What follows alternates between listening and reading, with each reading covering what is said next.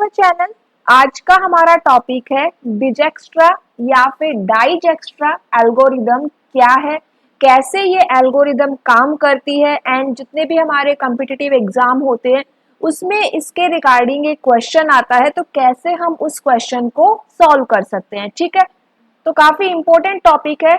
Numerical हम इसका solve करेंगे एंड काफी एक मैंने लेंदी सा ही न्यूमेरिकल लिया है जिससे कि हम इजीली क्या कर पाए, उसको समझ पाए। छोटा न्यूमेरिकल लेने से क्या होता है कि वो एक दो स्टेप में खत्म हो जाता है एंड हमें ज्यादा कैलकुलेशन करने को नहीं मिलता। तो मैंने एक थोड़ा सा 5 to 6 स्टेप का यहाँ पे न्यूमेरिकल लिया है जिससे कि हम क्या कर सके, अगर फर्स्ट स्टेप में डाउट है तो सेकंड स्टेप में डाउट हमारा इजीली क्लियर हो जाए और एक तरह से प्रैक्टिस भी हो जाए।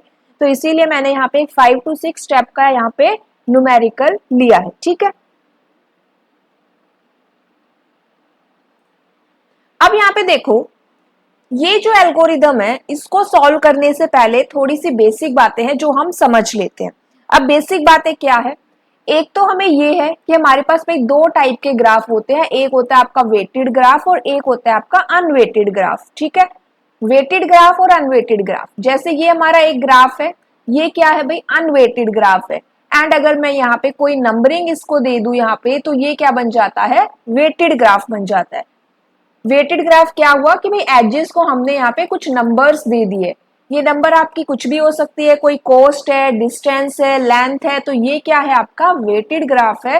एंड अगर आपने यहाँ पे एजेस को कोई भी नंबर नहीं दिया है, सिंपली यहाँ पे ग्राफ बनाया हुआ है, तो ये क्या होता है, अनवेटेड ग्राफ होता है। इस एल्गोरिदम के लिए हम कौन सा ग्राफ यहाँ पे काम में लेते हैं, तो हमारा वेटेड ग्राफ जो है आपका वो हम यहाँ पे सिलेक्ट करते हैं। ठीक है, तो इस एल्गोरिदम के लिए हमें कौन सा ग्राफ चाहिए, वेटेड ग्राफ चाहिए। ठीक है, तो वेटेड एंड अनवेटेड ग्राफ हमें पता चला कि भाई वेटेड क्या होता है, अनवेटेड क्या होता है। अब नेक्स्ट यहाँ पे दो ग्राफ कौन से हैं, एक है आपका डायरेक्टेड ग्राफ और एक होता है आपका अनडायरेक्टेड ग्राफ। डायरेक्टेड और अनडायरेक्टेड, अब जैसे ये मेरा एक ग्राफ है, ये क्या है भाई, अनडायरेक्टेड ग्राफ है क्योंकि इसके अंदर कोई भी एजेस पे डायरेक्शंस नहीं दी हुई। उसी तरह अगर मैं यहाँ पे एजेस में डायरेक्शंस दे दूं तो ये क्या बन जाता है, आपका डायरेक्टेड ग्राफ बन जाता है। अनडायरेक्टेड मतलब कि कोई भी डायरेक्शंस आपने वहां पे नहीं दी। अगर इस वर्टेक्स का नाम ए है एंड इस वर्टेक्स का नाम बी है, then A to B and B to A दोनों यहाँ पे क्या है, इक्वल है। मान लीजिए यहाँ पे वेट 5 है, देन हम ए टू बी भी जा सकते हैं और बी टू ए भी जा सकते हैं। दोनों का वेट क्या रहेगा, लेंथ क्या रहेगी, 5 रहेगी। अब यहाँ जो आपका डायरेक्टेड ग्राफ है, यहाँ पे 5 मेंशन है एंड ये आपका ए टू बी यहाँ पे वर्टेक्स गिवन है। अब यहाँ पे जो डायरेक्शंस गिवन है वो आपकी ए टू बी गिवन है। इसका मतलब ये जो लेंथ है या फिर जो कोस्ट है वो किसके लिए है, ए टू बी के लिए है। यहाँ पे आप बी टू ए ट्रैवर्स नहीं कर सकते क्योंकि यहाँ पे कोई भी अगर इस टाइप की डायरेक्शंस नहीं गिवन, तो इसका मतलब ये आप यहाँ पे क्या कर सकते हो, केवल ए टू बी ट्रैवर्स कर सकते हो। ठीक है, बी टू ए नहीं जा सकते क्योंकि बी टू ए की डायरेक्शंस यहाँ पे गिवन नहीं है। अगर बी टू ए की डायरेक्शंस गिवन है देन हम वहां पे बी टू ए ट्रेवल कर सकते हैं, अदरवाइज नहीं कर सकते। लेकिन अनडायरेक्टेड ग्राफ में आप ए टू बी भी जा सकते हो एंड बी टू ए भी जा सकते हो। जो आपकी ये एल्गोरिदम है ये दोनों ग्राफ के ऊपर काम करती है, डायरेक्टेड ग्राफ के लिए भी और अनडायरेक्टेड ग्राफ के लिए भी, दोनों ग्राफ पे काम करती है। एंड जो मेथड है वो क्या रहता है, सेम रहता है दोनों ग्राफ के लिए। ठीक है, इतना हमें समझ में आया कि भाई एग्जाम में अगर क्वेश्चन पूछ लिया जाए कि भाई जो ये आपकी डाइजेक्स्ट्रा एल्गोरिदम है वो कौन से ग्राफ पे काम करती है, आपकी डायरेक्टेड ग्राफ पे काम करती है या फिर अनडायरेक्टेड ग्राफ पे काम करती है या दोनों पे करती है या किसी पर भी नहीं करती, तो वो दोनों ग्राफ के ऊपर काम करती है। ठीक है, अब यहाँ पे नेक्स्ट इसके लिए इंपॉर्टेंट बात क्या है कि ये जो वेट यहाँ पे गिवन है ना, ये जो वेट यहाँ पे गिवन है वो आपके क्या होने चाहिए, पॉजिटिव होने चाहिए।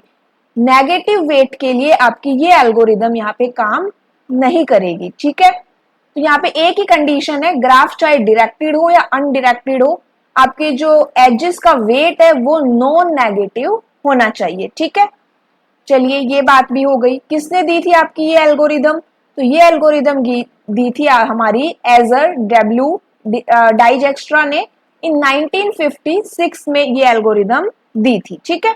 और ये एक ग्रीडी एल्गोरिदम है। हमारे पास दो अप्रोच होती है, एक होती है ग्रीडी एल्गोरिदम और एक होती है आपकी डायनामिक प्रोग्रामिंग एल्गोरिदम या अप्रोच। तो जो डाइजेक्स्ट्रा एल्गोरिदम है वो आपकी ग्रीडी के अंदर आती है, एंड जो फ्लॉयड वार्शल एल्गोरिदम भी एक होती है वो आपकी डायनामिक प्रोग्रामिंग के अंदर आती है, ठीक है। तो ये हमारी किसके अंदर आएगी, ग्रीडी के अंदर आएगी। चलिए यहाँ पे हुआ, ये सारी बातें हो गई। अब यहाँ पे मेन बात आती है कि भाई ये एल्गोरिदम क्यों आई, क्या काम है इसका, क्या यूज है इसका। तो देखो ये एल्गोरिदम आई है, हम मान लीजिए एक एग्जांपल के थ्रू मैं आपको समझाऊं। ये क्या है, एक एग्जांपल है, देखो यहाँ पे कि हमें एक ग्राफ गिवन है, ठीक है। उन ग्राफ में हमने जो वर्टिसेस है वो क्या है, हमारे सिटीज है। वर्टिसेस को हमने क्या कहा है, सिटीज का है, एंड हमें इन वर्टिसेस या इन सिटीज को क्या करना है, विजिट करना है, ठीक है। इन सभी सिटीज को विजिट करना है और यहाँ पे कोई ना कोई कोस्ट भी गिवन रहेगी। अब इनको विजिट ऐसे करना है कि आपकी ना कम से कम कॉस्ट आए। आप विजिट कर सकते हो, आप इनको कैसे भी विजिट कर सकते हो, पर क्वेश्चन ये है कि यहाँ पे आपको मिनिमम कॉस्ट लेके आनी है। तो आपकी ये एल्गोरिदम ये जो मिनिमम कॉस्ट फाइंड आउट करने के लिए यूज की जाती है, या फिर हम कहें कि आपकी डाइजेक्स्ट्रा एल्गोरिदम यूज होती है शॉर्टेस्ट पाथ फाइंड आउट करने के लिए। अगर पाथ शॉर्टेस्ट आएगा तो हम यहाँ पे मिनिमम क्या कर पाएंगे, कॉस्ट भी वहां पे फाइंड आउट कर पाएंगे, ठीक है। तो ये हमें पता चल गया कि भाई एक्चुअली में एल्गोरिदम क्या है, क्यों यूज होती है, कहाँ कहाँ पर यूज होती है, कौन सी अप्रोच है, ये सारी बेसिक बातें हमें यहाँ पे पता चल गई। अब चलिए यहाँ पे देखते हैं इसका एक न्यूमेरिकल, ठीक है। तो ये एक न्यूमेरिकल है इसका, ठीक है। न्यूमेरिकल देख लीजिए, कितने वर्टेक्स है यहाँ पे, A B C D E Z। यहाँ पे 1 2 3 4 5 6 टोटल वर्टेक्स कितने हैं, 6 वर्टेक्स है। और आपका ये अनडिरेक्टेड ग्राफ है। अगर ये डायरेक्टेड भी होता, जैसे यहाँ पे इनको डायरेक्शंस भी गिवन होती, तब भी कोई इशू नहीं था। सेम मेथड रहेगा क्वेश्चन को सॉल्व करने का, ठीक है। सबसे पहले देखो हमें क्या करना है, इस क्वेश्चन को सॉल्व करने के लिए सबसे पहले आपको क्या करना है, एक टेबल ड्रॉ करनी है, ठीक है। जैसे मैंने यहाँ पे एक टेबल ड्रॉ की हुई है। इस टेबल में हमें क्या करना है, क्वेश्चन पहले ये देखो क्वेश्चन क्या है।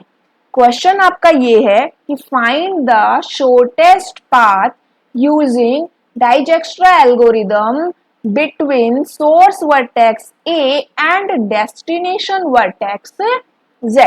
आपको एक शॉर्टेस्ट पाथ फाइंड आउट करना है A टू Z, ठीक है। सोर्स वर्टेक्स क्या रहेगा, A रहेगा, एंड डेस्टिनेशन वर्टेक्स क्या है आपको, Z रहेगा, ठीक है। तो अब यहाँ पे हम एक टेबल ड्रॉ करेंगे। ये क्या है, मेरी एक टेबल है। स्टार्टिंग में मैंने यहाँ पे जो फर्स्ट इसकी कॉलम रहेगी वो है मेरा सोर्स वर्टेक्स के लिए। सोर्स वर्टेक्स क्या है, 0 है। बाकी रिमेनिंग वर्टेक्स हम यहाँ पे अलग कॉलम्स में लिख देंगे। तो source vertex A, remaining vertex हो गए आपके B C D E and Z, ठीक है। अब सेकंड यहाँ पे स्टेप क्या है, सेकंड स्टेप ये है कि भाई जो सोर्स वर्टेक्स है, मान लो A टू A की कॉस्ट क्या है भाई, 0 है। इनिशियली हर क्वेश्चन में हमें ये एज्यूम करना है कि सोर्स वर्टेक्स की A टू A कॉस्ट क्या रहेगी, 0 रहेगी। तो यहाँ पे हम 0 लिख देंगे, एंड बाकी सब के लिए क्या रहेगी, इनफाइनाइट, ठीक है। तो बाकी सब में हमने इनफाइनाइट लिख दिया। कोई भी क्वेश्चन आए, डायरेक्टेड आए या अनडायरेक्टेड आए, आपको सोर्स वर्टेक्स यहाँ लिखना है, रिमेनिंग वर्टेक्स यहाँ पर लिखने हैं। सोर्स वर्टेक्स की जो इनिशियल कॉस्ट है वो आपको 0 लिखनी है, एंड बाकी वर्टेक्स की इनफाइनाइट लिखनी है, ठीक है। इतना हो गया। अब चलिए नेक्स्ट स्टेप। नेक्स्ट स्टेप में हमें क्या करना है, यहाँ पे देखो जो भी यहाँ पे न्यूमेरिकल बने, जो भी यहाँ पे फॉर्मूला होगा वो फॉर्मूला अभी मैं आपको स्टार्टिंग में नहीं बता रही हूँ। क्या पता इससे क्या होता है, आपको थोड़ा सा कंफ्यूजन हो जाएगा कि भाई स्टार्टिंग में आपको फॉर्मूला ध्यान में रखना है। हम बिना किसी फॉर्मूले को याद किए इस क्वेश्चन को क्या करेंगे, सॉल्व करेंगे। देखो कैसे सॉल्व करेंगे। अब यहाँ पे हमें क्या करना है, सोर्स वर्टेक्स A ए से आपको क्या करना है, बाकी वर्टेक्स को विजिट करना है एंड उनकी जो कॉस्ट है, मिनिमम कॉस्ट आपको यहां नेक्स्ट कॉलम में लिखनी है। ठीक है, एक बात हमें ये याद रखनी है कि जो सोर्स वर्टेक्स में क्या है भाई, आपका सोर्स वर्टेक्स में मेरा है ए। क्या चल रहा है मेरा सोर्स वर्टेक्स में, ए चल रहा है। तो यहां पे अब आपको क्या करना है, ए टू बी, ठीक है, क्या ढूंढना है हमें, A to B, A to C, A to D, A to E and A to Z. ये हमें क्या करनी है, कॉस्ट फाइंड आउट करनी है एंड देन जो कॉस्ट हमें मिलेगी उसको हम क्या करेंगे, प्रीवियस कॉस्ट से कंपेयर करेंगे। प्रीवियस में सभी में इनफाइनाइट है, ठीक है, तो जो नेक्स्ट आपको कॉस्ट मिलेगी आप यहाँ पे क्या करोगे, कंपेयर करके मिनिमम कॉस्ट यहाँ पे लिखोगे। देखो कैसे, अब यहां देखिए, एंड एक बात और, सिर्फ डायरेक्ट लिंक सोर्स वर्टेक्स में, जो सोर्स कॉलम है उसमें जो वर्टेक्स आपको मिल रहे हैं ना, केवल उन्हीं का कॉम्बिनेशन यूज करके आपको एक पाथ सिलेक्ट करना है। ठीक है, अभी फिलहाल मेरे पास सोर्स वर्टेक्स में केवल ए है, तो इसीलिए मैं ए को यूज करके बाकी वर्टेक्स को विजिट करूंगी। तो ए टू बी क्या है भाई, कॉस्ट 4 एंड प्रीवियस क्या है, इनफाइनाइट, तो मिनिमम क्या है 4, तो हम यहाँ पे लिखेंगे 4। ठीक है, then A to C, A to C क्या कॉस्ट आ रही है 2 एंड प्रीवियस क्या है, इनफाइनाइट, तो यहाँ पे मिनिमम कौन है 2, तो हम यहाँ पे क्या करेंगे 2 लिखेंगे। देन ए टू डी, अब यहाँ देखिए ए टू डी, ए के लिए, ए से लेके डी के बीच में कोई भी डायरेक्ट एज गिवन नहीं है, तो यहां पे हम एज इट इज इनफाइनाइट लिख देंगे। सेम ए टू ई, कोई भी डायरेक्ट एज गिवन नहीं है तो infinite. Then A to Z भी डायरेक्ट एज गिवन नहीं है तो इनफाइनाइट। ठीक है, इतना हमें समझ में आ गया कि इस स्टेप में हमने क्या किया, ए टू बी, ए टू सी यहाँ पे फाइंड आउट किया एंड उनकी कॉस्ट को यहाँ पे मेंशन कर दिया। जिनके लिए पाथ नहीं बन रहा है उनमें हमने प्रीवियस वाली कॉस्ट को ही एज इट इज लिख दिया, तो प्रीवियस कॉस्ट यहाँ पे इनफाइनाइट इनफाइनाइट इनफाइनाइट हो गई। अब इस लाइन में, इस स्टेप में मिनिमम आपको कॉस्ट फाइंड आउट करनी है एंड उसको सर्कल करना है। ठीक है, तो मिनिमम कॉस्ट यहाँ पे क्या है भाई 2, तो हम 2 को क्या कर देंगे, सर्कल कर देंगे। मतलब हमने कौन सा वर्टेक्स सिलेक्ट कर लिया है, सी वर्टेक्स आपका यहाँ पे सिलेक्ट हो गया है। अब सोर्स वर्टेक्स में कितने वर्टेक्स आ गए, सोर्स वर्टेक्स में 2 वर्टेक्स हो गए। कौन कौन, एक तो ए है आपका, दूसरा आपका सी हो गया। ठीक है, अब जिसको भी आपने सर्कल कर दिया वो वैल्यू चेंज नहीं होगी, वो वैल्यू क्या हो गई है, फिक्स हो गई है। आपकी पूरी टेबल में जिसको भी आपने सर्कल किया एक बार, वो वैल्यू क्या नहीं होगी, चेंज नहीं होगी, तो उसको आपको एज इट इज ऐसे ही लिख देना है 2। ठीक है, अब सोर्स वर्टेक्स में भाई 2 वर्टेक्स हो गए ए और सी एंड रिमेनिंग वर्टेक्स है बी, डी, ई, जेड। तो हम यहाँ पे ए और सी इन दोनों को यूज करके, इन दोनों को यहाँ पे यूज करके कोई भी पाथ एक ऐसा सिलेक्ट करेंगे कि भाई हमें मिनिमम कॉस्ट मिल जाए। ठीक है, तो देखो यहाँ पे वैसे बी के लिए क्या है, मिनिमम कॉस्ट 4। अब यहाँ पे हम ए टू सी के लिए देखते हैं कि ए टू सी को यूज करके क्या बी के लिए कोई और मिनिमम कॉस्ट मिल रही है। तो यहाँ देखो ए टू सी आपकी कॉस्ट है 2, then C to B cost है 1, 2 + 1 3। ठीक है, तो यहाँ पे प्रीवियस कॉस्ट है 4 और अभी जो न्यू कॉस्ट बनी, हमने बनाई ए टू सी टू बी, वो आई आपकी 3, तो मिनिमम क्या रहेगी 3। कौन सी हम यहाँ पे सिलेक्ट कर लेंगे, 3 को हम यहाँ पे सिलेक्ट करेंगे। ठीक है, तो यहाँ पे 3 को हमने सिलेक्ट कर लिया। ठीक है, देखो सोर्स वर्टेक्स में जितने भी वर्टेक्स ऐड होते जाएंगे हम उन्हीं को क्या करते जाएंगे, अपने पाथ में ऐड करते जाएंगे। ठीक है, अगर आपको उन वर्टेक्स को यूज करके मिनिमम कॉस्ट मिल रही है तो हम उस कॉस्ट को यहाँ पे यूज करेंगे। अब यहाँ पे सी तो सर्कल हो चुका है, अब यहाँ पे किसके लिए है, डी के लिए। ए टू डी कोई हमें डायरेक्ट लिंक नहीं मिला, तो अब यहाँ पे हम चेक करेंगे कि A to C and C to D, क्या कोई एज अवेलेबल है, कोई पाथ अवेलेबल है? A to C and C to D. तो ए टू सी आपका 2 प्लस 8, टोटल कितना हो गया 10। प्रीवियस कितना है इनफाइनाइट, तो यहां पे कितना आ जाएगा 10। ठीक है, अब देखेंगे A to C and C to E. तो A to C and C to E, 2 plus 10 कितना है 12। A to Z, A to Z के लिए कैसे करेंगे, A to C and C to Z. तो A to C and C to Z यहाँ पे कुछ भी नहीं है, तो इसलिए हम यहाँ पे इनफाइनाइट ही रखेंगे। ठीक है, तो ये हमने सिलेक्ट कर लिया, इतना आपको आ गया। अब इस स्टेप में मिनिमम कॉस्ट किसकी आ रही है, 3 की आ रही है। तो हम यहाँ पे 3 को क्या कर लेंगे, सिलेक्ट कर लेंगे एंड इसको हम सर्कल कर देंगे। इसका मतलब बी वर्टेक्स अब आपका सोर्स वर्टेक्स में चला गया है। तो ए सी एंड बी। अब ए सी और बी, इन तीनों वर्टेक्स को हम यूज कर सकते हैं मिनिमम पाथ फाइंड आउट करने में। ठीक है, बी और सी की कॉस्ट आ चुकी है, फाइंड आउट करनी है डी, ई और जेड की। ठीक है, चलिए फाइंड आउट करते हैं।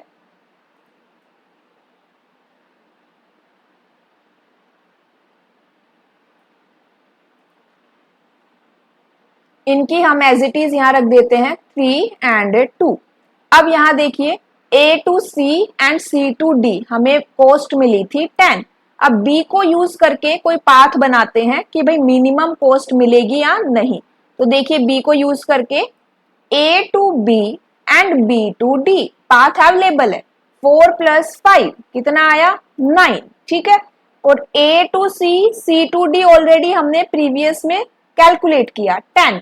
एक पाथ और है A to C, C to B and B to D. तो 2 प्लस 3, 2 प्लस 1 3, 3 प्लस 5 8। तो मिनिमम क्या निकला इनमें 8। ठीक है, तो यहाँ पे डी के लिए मिनिमम हो गई 8। कैलकुलेट करना आया कि यहाँ पे हमने बी वर्टेक्स को यूज करके 2 पाथ और फाइंड आउट कर लिए एंड मिनिमम को सिलेक्ट किया 8। अब किसका टर्न है, ई वर्टेक्स का। प्रीवियस जो कॉस्ट आई थी वो आपकी ए टू सी, सी टू ई आई थी। अब हम बी को यूज करेंगे। ठीक है, चलिए बी को यूज करते हैं। ए टू बी, ठीक है, B to C and C to E. Cost क्या है 4 प्लस 1 5, 5 प्लस 10 15, 15 आया। ठीक है, प्रीवियस हमारा क्या चल रहा है 12 चल रहा है, तो इसमें मिनिमम कौन सा रहेगा 12 ही रहेगा। तो हम यहाँ पे क्या रख देंगे, इसको एज इट इज 12 ही रखेंगे। ठीक है, अब यहाँ पे देखते हैं ए सी बी का यूज करके जेड के लिए कोई कॉस्ट फाइंड आउट होगी। तो A C B and B to Z कोई भी डायरेक्ट लिंक अवेलेबल नहीं है, तो यहाँ पे ये अभी भी क्या रहेगा इनफाइनाइट रहेगा। ठीक है, ये ऑलरेडी सर्कल हो चुके हैं। अभी क्या सर्कल होगा भाई, आपका मिनिमम है 8। तो हमने डी यहाँ पे वर्टेक्स सिलेक्ट कर लिया। यहाँ पे क्या क्या वर्टेक्स ऐड हो गए, A C B and D. 4 vertex मिल गए हमें सोर्स की साइड में। रिमेनिंग क्या है आपके 12 और इनफाइनाइट, मतलब कि ई और जेड। चलिए ई के लिए फाइंड आउट करते हैं। डी वर्टेक्स भी अब यहाँ पे हमें ऐड कर लिया है, तो डी वर्टेक्स को यूज करेंगे।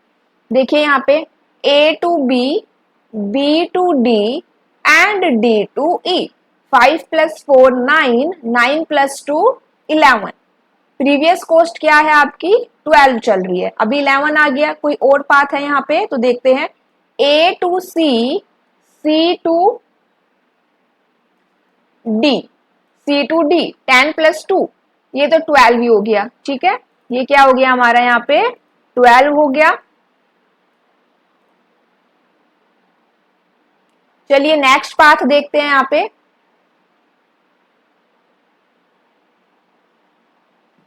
A to C, C to B, B to D and D to E. 2 plus 1 3, 3 plus 5 8, 8 plus 2 10। तो यहाँ पे मिनिमम क्या हो गया भाई 10। इन तीनों में से मिनिमम क्या है आपका 10। तो यहाँ पे ई के लिए हमें मिनिमम कॉस्ट मिली है 10, ठीक है। ई के लिए मिनिमम कॉस्ट 10 है, रिमेनिंग आपके सेम रहेंगे। अब किसका टर्न है? जेड का टर्न है। तो जेड के लिए देखते हैं यहाँ पे कि कोई पाथ हमें मिल रहा है।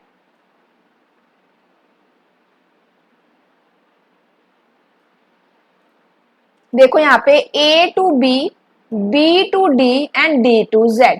4 + 5 9, 9 + 6 आपका 15 हो गया, ठीक है 15।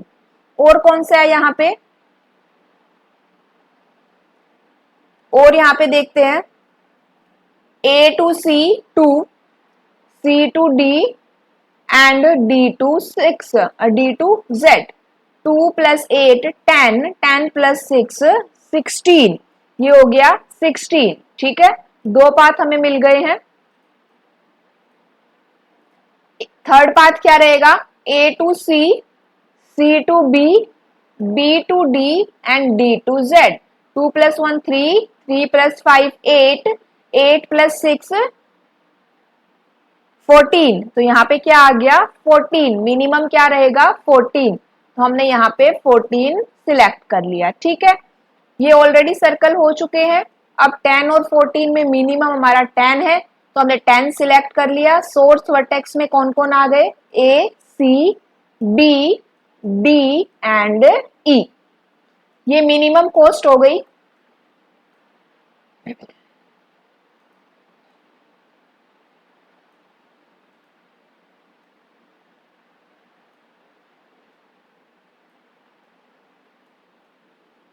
अब यहाँ पे देखेंगे ई वर्टेक्स को यूज करके क्या Z के लिए कोई और मिनिमम कॉस्ट हमें मिल रही है, ठीक है। तो ये हमारा लास्ट स्टेप रहेगा, क्योंकि Z के लिए यहाँ पे मिनिमम कॉस्ट हमें फाइंड आउट करनी है।